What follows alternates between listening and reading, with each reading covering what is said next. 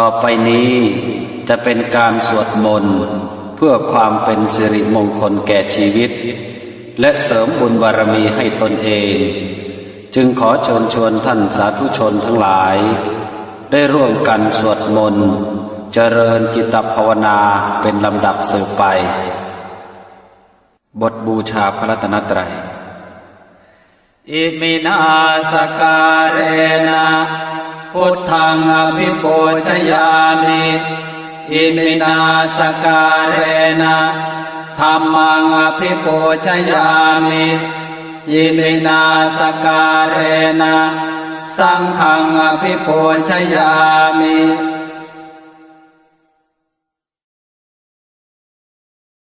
บทกราบพระรัตนตรัย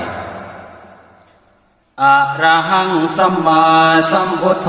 ภควาพุทธังภควันตังอภิวาเทมิสวากขาโตภควตาธัมโมธัมมังนามัสสามิสุปฏิปันโนภควโตสาวกสังโฆสังฆังนามามิ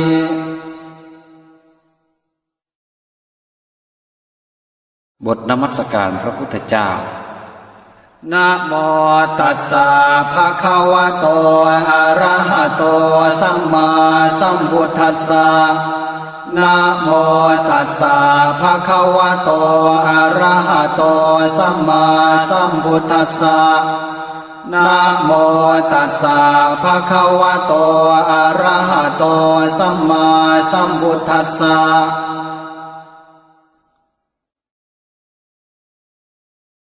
บทไตรสรณคมพุทธังสรณังคัจฉามิธัมมังสรณังคัจฉามิสังฆังสรณังคัจฉามิทุติยัมปิพุทธังสรณังคัจฉามิทุติยัมปิธัมมังสรณังคัจฉามิ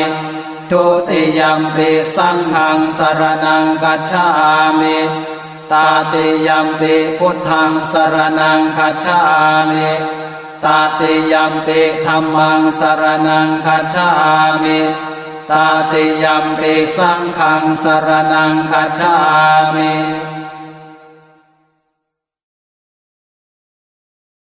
บทสรรเสริญคุณพระรัตนตรัยอิติปิโสภควาอะระหังสัมมาสัมพุทโธเวชชาจารณะสัมปันโนสุขโตโลกวิทูอนุตตรปุริสธรรมสารถิสัทธาเทวมนุสานังพุทโธภควาติสวากขาโตภควตาธัมโมสันทิฏฐิโกอากาลิโกเอหิปัสสิโกโอปานายิโกปัจจตังเวทิตาโพวินโยหิติสุปฏิปันโน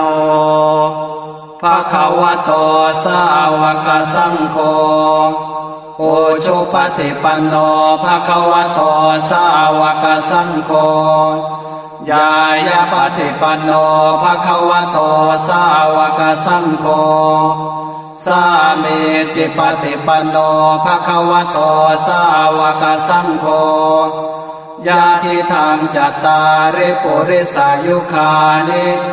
อัฏฐาปุริสปุคลาเอสะภควโตสาวกสังโฆอาหุนายโยปาหุนายโยทักขินายโยอัญชลีการณิโยอานุตตรังปุญญเขตังโลกัสสาติ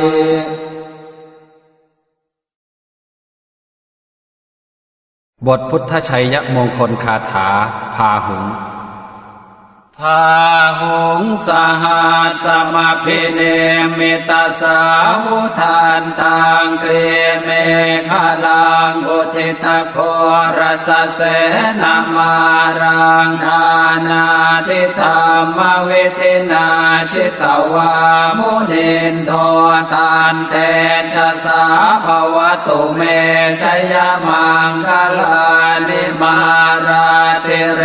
กมพิโยจิตตสาภาราติงโครามปนารวกมากมธาทยาขังขันติสุทันตเวทินาชิตวามุนินโทตันเตชะสาภวตุเมชยมังคลานินาราคิริงขจวรังอติมาตะโพตังทาวากิจังกมสสเนวสุธารุนันตังเมตัมปุเสกวิทินาชิตวามุนินโทตันเตชะสาภวตุเมชยมังคลานิโอเกตคาคมติหาทสุธารุนันตังทาวันติโยชนะปะทังกุลิมาละวันตังเอเทมทิสังคตมโนจิตวามุนินโทตันเตชะสาภวตุเม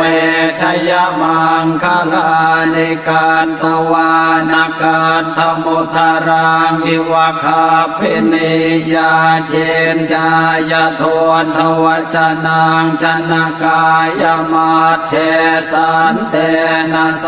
มเวทินาชิตวามุนินโทตันเตชะสาภวตุเมชยมังคลานิสัจจังวิหายมติสัจจกวาทะเกตุงวาทาภิโรปิตมนังอติอันทภูตังปัญญาปเทปัจฉลิโตชิตวามุนินโทตันเตชะสาภวตุเมชยมังคลานินันโทปนันทพุชคังวิพุทังมหิทธิงปุณเต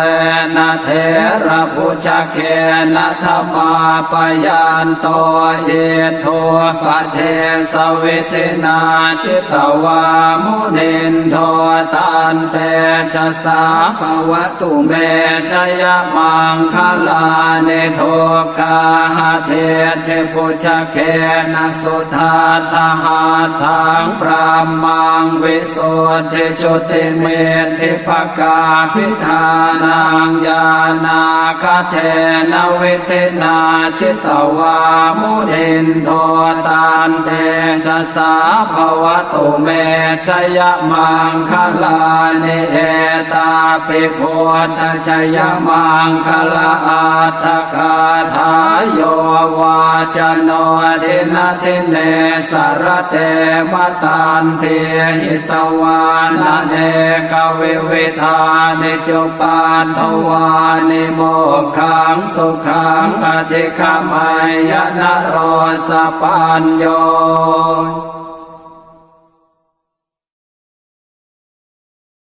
บทชัยปริตมหาการุณิโกนาโถหิตายาสัพพานินางปุเรตวาปารมีสัพพาปะโตสัมโพธิโมตตมังเอเตนะสัจวาเชนะโหตุเม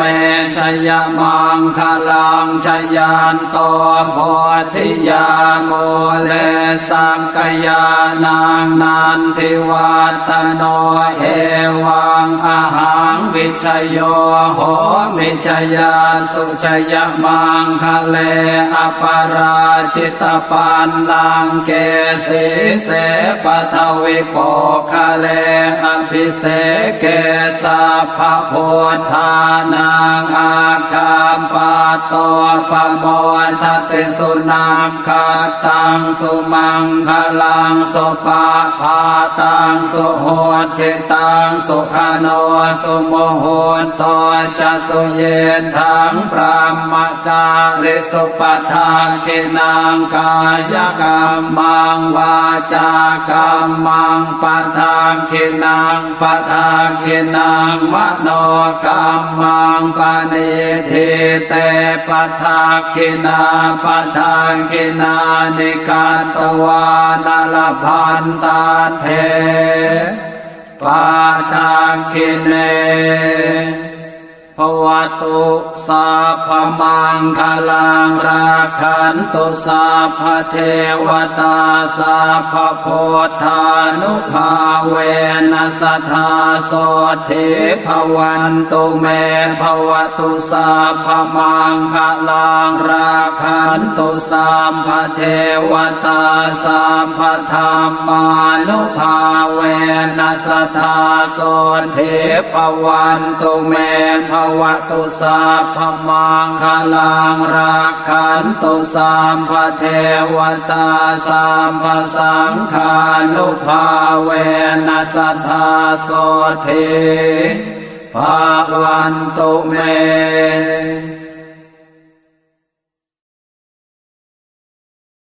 บทสวดธรรมจักรกัปปวัตตนสูตรอนุตตรังอภิสัมโพธิงสัมพุจิตวาตถาคโตปัทมังยังอเทเส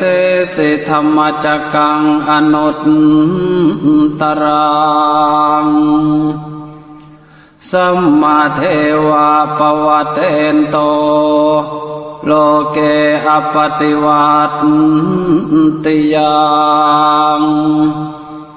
ยะถาคาตาอุโภอันตาปฏิปฏิจมาชิมาจตุสวาลยสัจเจสุวิสุทธังญาณทัสสนังเทสิตังธรรมราเชนะสัมมาสัมโพธิกิตตนังนาเมนะวิสุตังสุตังธรรมจักกัปปวัตตนังเวยากรณปาเทนะสังคีตันตัมพนา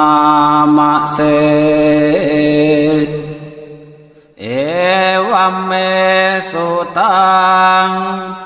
เอกังสมัยยังภควาภาราณสียังวิหารติอิสิปตะเนมิคทายเยตาตระโคภควาปัญจวัคคีย์เยภิกขุอามันเตสิทเวเมภิกขเวอันตาปะปะจิตเตนะนะเสวิตาพายโยจายังกาเมสุกามสุขันธิกานุโยโคหิโนคัมโมโพธุจนิโกอนาริโยอนัตตสันติโตโยจายังอัตถกิลมัฏฐานุโยโคทุงโคอนาริโยอนัตตสันติโตเอเตเตภิกขเวอุโภอันเตอนุปคัมมะมัชฌิมาปฏิปทาตถาคเตนะอภิสัมพุทธาจักขุกรณีญาณกรณีอุปสัมมายะอภิญญายะสัมโพธายะเนปานายะสังวาตติกตมาจะสาภิกขเวมัชฌิมาปฏิปทาตถาคเตนะอภิสัมพุทธาจักขุกรณีญาณกรณีอุปสัมมายะอภิญญายะสัมโพธายะเนปานายะสังวาตติอะยะเมวะอริโยอาทังคิโกมาโคสัยยะเทธังสั สัมมาทิฏฐิสัมมาสังกัปปะสัมมาวาจาสัมมากัมมันโตสัมมาอาชีวะสัมมาวายาโมสัมมาสติสัมมาสมาธิอายังโฆสาเพียขเวมัชฌิมาปฏิปทาตถาคเตนะอภิสัมพุทธาจักขุกรณียานการณีอุปสมัยอภิญญายสัมโพธายเนพานายสังวัตติอิทังโคปนะเพขเวทุกขังอริยสัจจังชาติปิทุกขาชาราติทุกขามรณะปิทุกขังโสกปริเทวทุกขโทมนัสสุปายาสาปิทุกขาอภิเยหิสัมปโยโคทุกขปิเยหิเวปโยโคทุกขยามปิจังนรปฏิตามปิทุกขังสังคิเตนะปัญจุปาทานาขันธาทุกขาอิทังโคปนะเพขเวทุกขสมุทัยโยอริยสัจจังญายังตัณหาปุโนภวิกานันทิราคะสหกตาตัตราพินันทิเนสยเทธังกามตัณหาภวตัณหาวิภวตัณหาอิทังโคปนะเพขเวทุกขนิโรธอริยสัจจังโยตัสสะเยวตัณหายาเสสวิราคะนิโรธจักโคปฏิเนสสะโค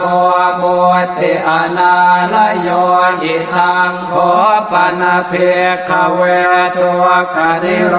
ธคามิเนปฏิปทาอริยสัจจังอายเมวะอริโยอัตถังคิโกมาโคสยเทธังสัมมาทิฏฐิสัมมาสังกัปปะสัมมาวาจาสัมมากัมมันโตสัมมาอาชีวะสัมมาวายาโมสัมมาสติสัมมาสมาธิอิทังทุกขังอริยสัจจันติเมเภขเวโภเพอนันโตสุเตสุธรรมเมสุจักขุงอุทธปาทิญาณังอุทธปาทิปัญญาอุทธปาทิวิชชาอุทธปาทิอาโลโกอุทธปาทิตังโคปนิทังทุกขังอริยสัจจังปริญญายันติเมเพขเวโภเพอนันโนสุเตสุธรรมเมสุจักขุงอุทธปาทิญาณังอุทธปาทิปัญญาอุทธปาทิวิชชาอุทธปาทิอาโลโกอุทธปาทิตังโคปนิทังทุกขังอริยสัจจังปริญญาตันติเมภิกขเวโภเพอนันโนสุเตสุธรรมเมสุจักขุงอุทธปาทิญาณังอุทธปาทิปัญญาอุทธปาทิวิชชาอุทธปาทิอาโลโกอุทธปาทิอิทังทุกขสมุทัยโยอริยสัจจันติเมภิกขเวโภเพอนันโนสุเตสุธรรมเมสุจักขุงอุทธปาทิญาณังอุทธปาทิปัญญาอุทธปาทิวิชชาอุทธปาทิอาโลโกอุทธปาทิตังโคปนิทังทุกขสมุทัยโยอริ ยสัจจังปหาตาพันติเมเพียขเวปุเพอนันโนสุเตสุธรรมเมสุจักขุอุตตปาทิญาณังอุตตปาทิปัญญาอุตตปาทิวิชชาอุตตปาทิอาโลโกอุตตปาทิตังโคปนิทังตัวขสมุทัยโยอริยสัจจังปะเหนันติเมเพียขเวปุเพอนันโนสุเตสุธรรมเมสุจักขุอุทธปาทิญาณังอุทธปาทิปัญญาอุทธปาทิวิชชาอุทธปาทิอาโลโกอุทธปาทิอิทังตัวขันธิโรโทอริยสัจจันติเมภิกขเวปุเพอนันโนสุเตสุธรรมเมสุจักขุอุทธปาทิญาณังอุทธปาทิปัญญาอุทธปาทิวิชชาอุทธปาทิอาโลโกอุทธปาทิตังโคปนิทังตัวขันธิโรโทอริยสัจจังสัจจิกาตาพันติเมภิกขเวปุเพอนันโนสุเตสุธรรมเมสุจักขุอุทธปาทิญาณังอุทธปาทิปัญญาอุทธปาทิวิชชาอุทธปาทิอาโลโกอุทธปาทิตังโคปนิทังตัวขันธิโรโทอริยสัจจังสัจจิกตันติเมภิกขเวปุเพอนันโนสุเตสุธรรมเมสุจักขุอุทธปาทิญาณังอุทธปาทิปัญญาอุทธปาทิวิชชาอุทธปาทิอาโลโกอุทธปาทิอิทังตัวขันธิโรธคามิเนปฏิปทาอริยสัจจันติเมภิกขเวปุเพอนันโนสุเตสุธรรมเมสุจักขุอุทธปาทิญาณังอุทธปาทิปัญญาอุทธปาทิวิชชาอุทธปาทิอาโลโกอุทธปาทิตังโคปนิทังตัวขันธิโรธคามิเนปฏิปทาอริยสัจจังภาเวตาพันติเมภิกขเวปุเพอนันโนสุเตสุธรรมเมสุจักขุอุทธปาทิญาณังอุทธปาทิปัญญาอุทธปาทิวิชชาอุทธปาทิอาโลโก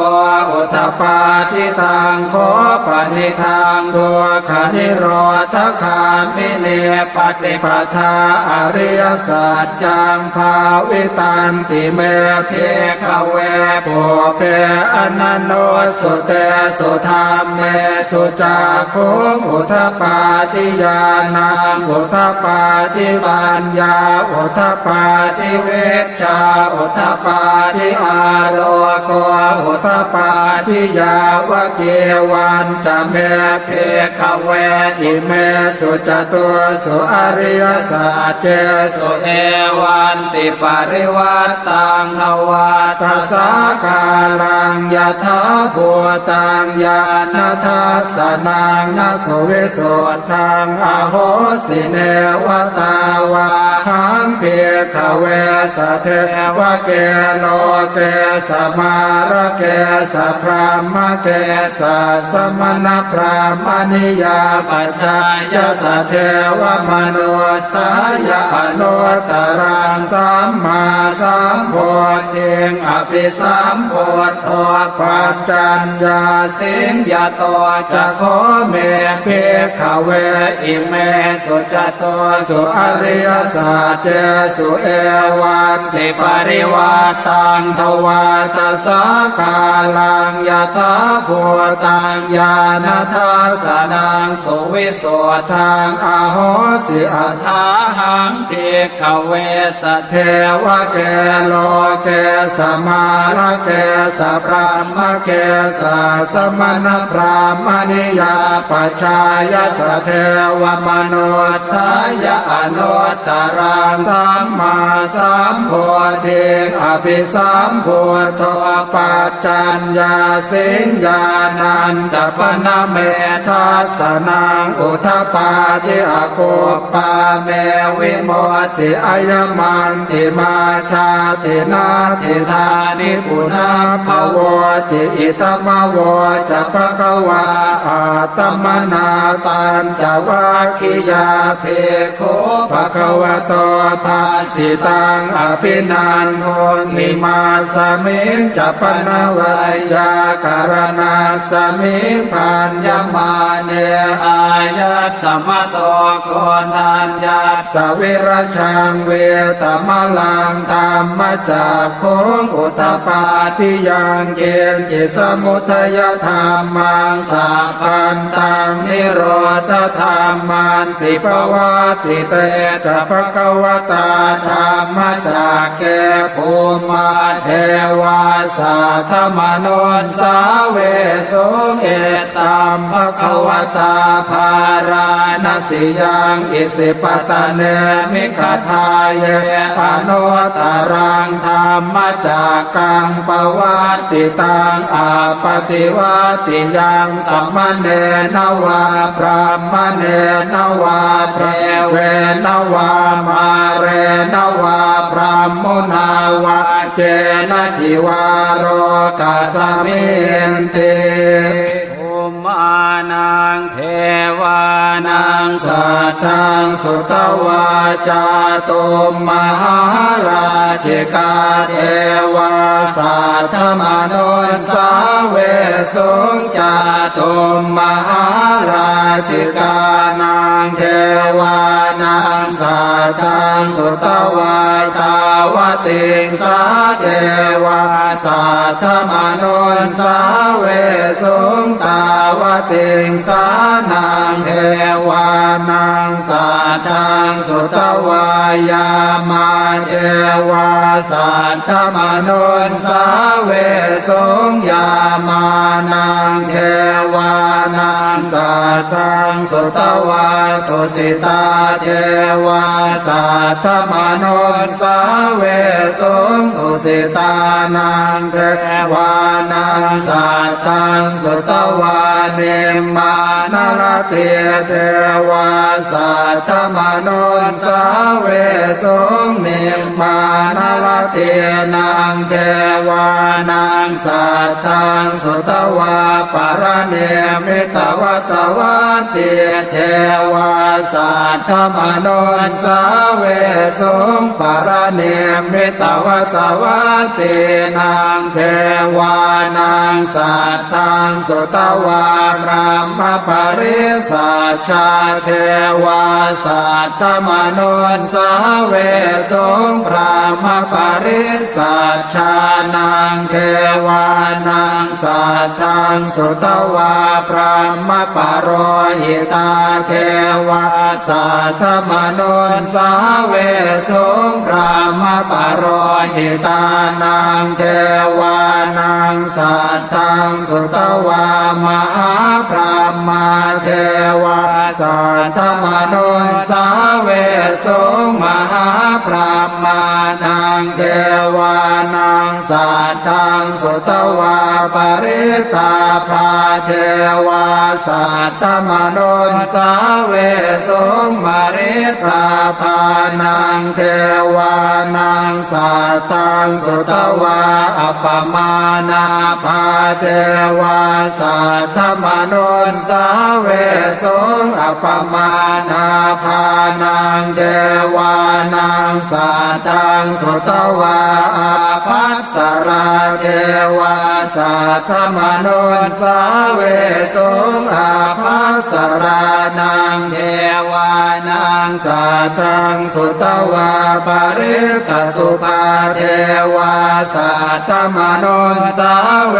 สุงปริตตสุภานังเทวานังสัทธังสุตวาอัปปมาณสุภาเทวาสัทธมนุนสาเวสุงอัปปมาณสุภานังเทวานังสัทธังสุตวาสุภกินหกาเทวาสัทธมนุนสาเวสุงสุภกินหกานังเทวานังสัทธังสุตวาเวหาภลาเทวาสัทธมนุนสาเวสุงเวหาภลานังเทวานังสัทธังสุตวาอวิหาเทวาสัทธมนุนสาเวสุงอวิหานังเทวานังสัทธังสุตวาอัตตาปาเทวาสัทธมนุนสาเวสุงอัตตาปานังเทวานังสัทธังสุตวาสุทันสาเทวาสัทธมนุนสาเวสุงสุทันสานังเทวานังสัทธังสุตวาสุทัสสิเทวาสัทธมนุนสาเวสุงสุทัสสินังเทวานังสัทธังสุตวาอากเนทกาเท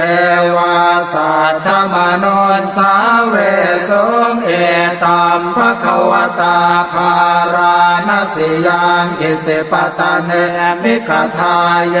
อนุตตรังธรรมจักกังปวัตติตังอาปฏิวัติยังสมเนนวาพรามเนนวาเทเวนวามาเรนวาพรามมุนาวาเกณจิวาโรกัสสมิเนอิติหะเตนะคะเนนะเต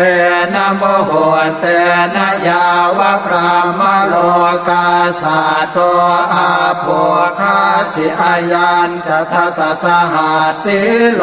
กธาตุสังกัมปิสัมปะกัมปิสัมปะเวติอาปมาโนจะโอลาโรโอภาโสโลเกปาตุระโหสิอติกัมเมวะเทวานังเทวานุภาวังอัตถโคปะคะวาอุทานังอุทานเนสิอัญญาสิวัตโคโกนทานโยอัญญาสิวัตโคโกนทานโยติอิติหิทังอายัสสมโตโกนทานยัสสะอัญญาโกนทานโยตะเววนามังอาโหสิติ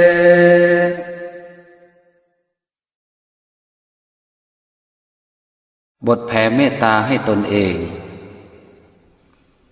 อหังสุขิโตโหมิ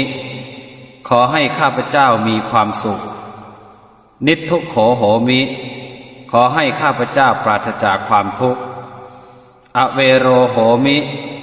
ขอให้ข้าพเจ้าปราศจากเวรอัพยาปัชโชโหมิขอให้ข้าพเจ้าปราศจากอุปสรรคอันตรายทั้งปวงอนีโคโหมิขอให้ข้าพเจ้าปราศจากความทุกข์กายทุกใจสุขีอัตตานังปริหารามิขอให้ข้าพเจ้ามีความสุขกายสุขใจรักษาตนให้พ้นจากทุกภัยทั้งสิ้นเถิด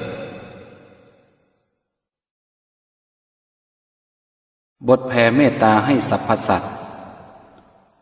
สัพเพสัตตาสัตว์ทั้งหลายที่เป็นเพื่อนทุกข์เกิดแก่เจ็บตายด้วยกันทั้งหมดทั้งสิ้นอเวราโหนตุจงเป็นสุขเป็นสุขเถิดอย่าได้มีเวรต่อกันและกันเลยอัพยาปัชชาโหนตุจงเป็นสุขเป็นสุขเถิดอย่าได้เบียดเบียนซึ่งกันและกันเลย อเนคาโหนตุจงเป็นสุขเป็นสุขเถิดอย่าได้มีความทุกข์กายทุกข์ใจเลยสุขีอัตตานังปริหารันตุจงมีความสุขกายสุขใจรักษาตนให้พ้นจากทุกภัยทั้งสิ้นเถิดบทแผ่ส่วนกุศลอิทังเมมาตาปิตูนังโหตุสุขิตาโหนตุมาตาปิตโรขอส่วนบุญนี้จงสำเร็จแก่มารดาบิดาของข้าพเจ้าขอให้มารดาบิดาของข้าพเจ้ามีความสุขอิทังเมยาตีนังโหตุสุขิตาโหนตุยาตโยขอส่วนบุญนี้จงสำเร็จแก่ญาติทั้งหลายของข้าพเจ้าขอให้ญาติทั้งหลายของข้าพเจ้ามีความสุขอิทังเมฆรุปัชชายาจริยานังโหตุสุขิตาโหนตุครุปัชชายาจริยาขอส่วนบุญนี้จงสำเร็จแก่ครูอุปชาอาจารย์ของข้าพเจ้าขอให้ครูอุปชาอาจารย์ของข้าพเจ้ามีความสุขอิทังสัพพเทวตานังโหตุสุขิตาโหนตุสัพเพเทวาขอส่วนบุญนี้จงสำเร็จแก่เทวดาทั้งหลายทั้งปวงขอให้เทวดาทั้งหลายทั้งปวงมีความสุขอิทังสัพพเปตานังโหตุสุขิตาโหนตุสัพเพเปตาขอส่วนบุญนี้จงสำเร็จแก่เปรตทั้งหลายทั้งปวงขอให้เปรตทั้งหลายทั้งปวงมีความสุขอิทังสัพพเวรีนังโหตุสุขิตาโหนตุสัพเพเวรีขอส่วนบุญนี้จงสำเร็จแก่เจ้ากรรมนายเวรทั้งหลายทั้งปวงขอให้เจ้ากรรมนายเวรทั้งหลายทั้งปวงมีความสุขอิทังสัพพสัตตานังโหตุสุขิตาโหนตุสัพเพสัตตาขอส่วนบุญนี้จงสำเร็จแก่สัตว์ทั้งหลายทั้งปวงขอให้สัตว์ทั้งหลายทั้งปวงมีความสุขทั่วหน้ากันเทินบทกรวดน้ำให้เจ้ากรรมนายเวรข้าพเจ้าขออุทิศบุญกุศลจากการเจริญภาวนานี้ให้แก่เจ้ากรรมนายเวรทั้งหลายของข้าพเจ้าที่ข้าพเจ้าได้ล่วงเกินท่านไว้ตั้งแต่อดีตชาติจนถึงปัจจุบันชาติท่านจะอยู่ภพใดหรือภูมิใดก็ตามขอให้ท่านได้รับผลบุญนี้และโปรดอโหสิกรรมและอนุโมทนาบุญแก่ข้าพเจ้าด้วยอำนาจบุญนี้ด้วยเทิน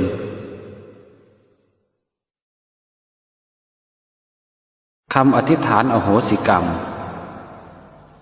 ข้าพเจ้าขออโหสิกรรมกรรมใดที่ทำแก่ผู้ใดในชาติใดๆก็ตามขอให้เจ้ากรรมนายเวรจงอโหสิกรรมให้แก่ข้าพเจ้าอย่าได้จองเวรจองกรรมต่อไปเลยแม้แต่กรรมที่ใครๆทำแก่ข้าพเจ้าก็ตามข้าพเจ้าขออโหสิกรรมให้ทั้งสิ้นยกถวายพระพุทธเจ้าเป็นอภัยทานเพื่อจะได้ไม่มีเวรกรรมต่อไปด้วยอานิสงส์แห่งอภัยทานนี้ขอให้ข้าพเจ้าครอบครัวบุตรหลานตลอดจนวงศาคณาญาติและผู้มีอุปการะคุณของข้าพเจ้ามีความสุขความเจริญปฏิบัติแต่สิ่งที่ดีและสิ่งที่ชอบด้วยเทิน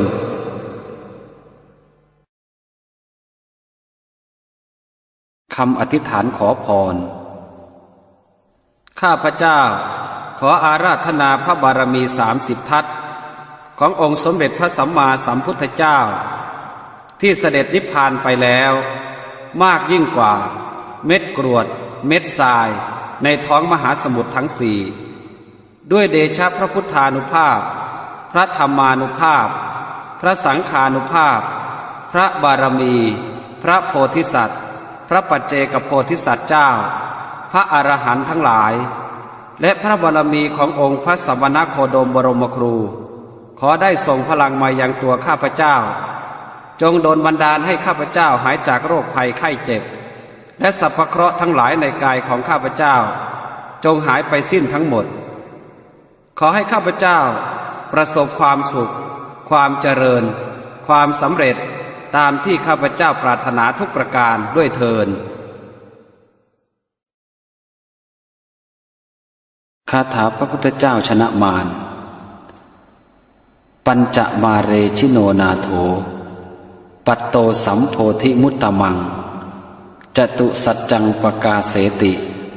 ธรรมจักกังปวัตตยิเอเตนะสัจวัชเชนะ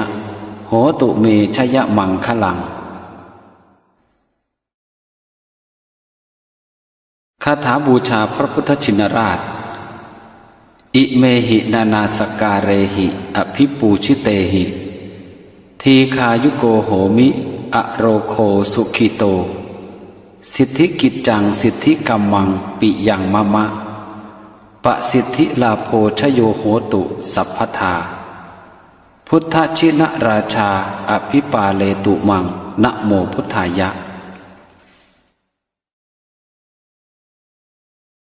คาถาพระพุทธเจ้าหลวงร.5 พระสยามินโทวโรอิติพุทธสังมิอิติอะระหังสหัสกายังวรังพุทโธนะโมพุทธายะคาถาพระเจ้าตากสินมหาราชปูตากตะกุอิตันตากสินราชโยตังอิคาถาค้าขายดีพุทธังพหุชนานังเอหิจิตตังเอหิมนุสสานังเอหิลาพังเอหิเมตตาชมพูทีเปมนุสสานังอิทธิโยปุริโสจิตตังพันธังเอหิคาถามหาลาภนะมามีมามหาลาภาอิติพุทธัสสะสุวรรณังวารัชตังวามะนีวาทะนังวาพีชังวาอัตถังวาปัตถังวาเอหิเอหิอาคัจฉัยยะอิติมีมานะมามิหัง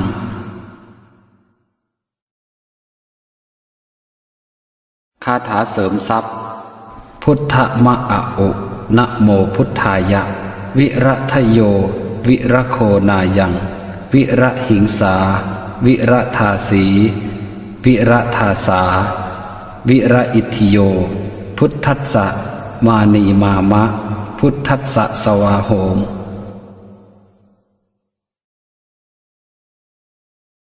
ขออนุโมทนาบุญกับทุกท่านที่ได้สวดมนต์ไหว้พระอยู่เป็นประจำอย่างสม่ำเสมอขออานิสงส์แห่งการสวดมนต์และเจริญภาวนาในครั้งนี้ได้อำนวยผลให้ท่านและครอบครัวตลอดทั้งธุรกิจการงานประสบแต่ความสุขและความเจริญรุ่งเรืองปรารถนาสิ่งหนึ่งประการใดขอให้สมความมุ่งมา่ปรารถนาทั่วกันทุกท่านทุกคนเทอญ